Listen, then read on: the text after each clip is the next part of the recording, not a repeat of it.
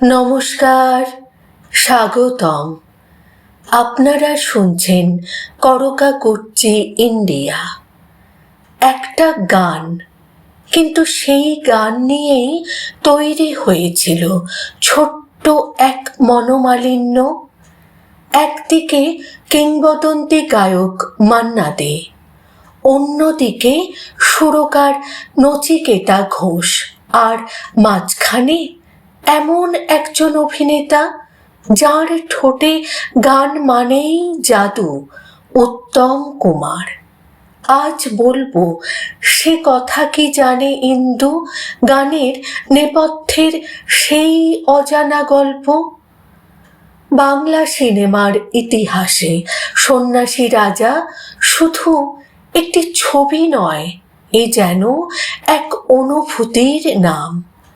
আর সেই ছবিরই জনপ্রিয় গান সে কথা কি জানে ইন্দু। রেকর্ডিং চলছিল, গানটিকে ভেঙে ভেঙে ছোট ছোট অন্তরায় ভাগ করা হয়েছিল। প্রথম অন্তরা রেকর্ড করেই স্টুডিও থেকে বেরিয়ে এলেন মান্না দে। হালকা বিরক্তির সুরে তিনি বললেন, ধুর, কিচ্ছু হচ্ছে না, এভাবে ভেঙে ভেঙে গান হলে মেজাজটাই পাওয়া যায় না। সুরকার নচিকেতা ঘোষ শান্ত গলায় জবাব দিলেন, ছবিতে এমনটাই দরকার, আপনি চোখ বুজে গেয়ে দিন, লিপ্ত উত্তমের। এই এক কথাতেই যেন বদলে গেল সব কিছু। কারণ তখন একটা সত্য সবাই মানত, গানের লিপে উত্তম কুমার ছিলেন অতুলনীয়। শুধু অভিনয় নয়, প্রতিটি গানের জন্য তিনি আলাদা প্রস্তুতি নিতেন। অভিনেত্রী সুপ্রিয়া দেবীর কথায় উত্তম কুমার বাড়িতে হারমোনিয়াম নিয়ে বসে প্রতিটি গান রিহার্সাল করতেন। গানটা শুধু ঠোঁটস্থ নয়, মগজে, অনুভবে, আত্মায় গেঁথে নিতেন তিনি। তাই ক্যামেরা অন হতেই গান শুধু বাজত না, গান যেন বেঁচে উঠত তার অভিনয়ে। এইভাবেই একটা গান, একটা ছোট্ট মতভেদ আর একজন অভিনেতার নিষ্ঠা মিলে তৈরি হয়েছিল বাংলা সিনেমার এক অমর মুহূর্ত।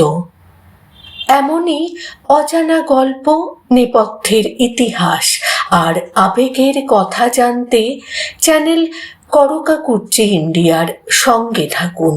কারণ এখানে গল্প শুধু বলা হয় না, গল্প জীবন্ত হয়ে ওঠে। গল্প শেষ, কিন্তু অনুভূতি থেকে যায়।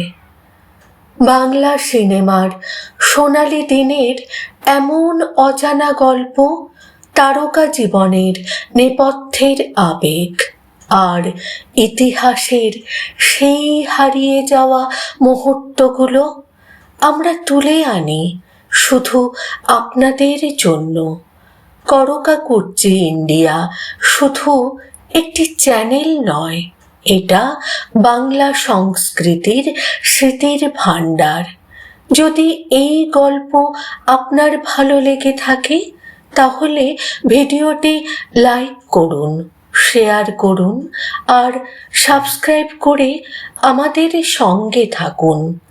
বেল আইকনটা চাপতে ভুলবেন না, কারণ পরের গল্পটা হয়তো আরও বেশি অবাক করে দেবে আপনাকে।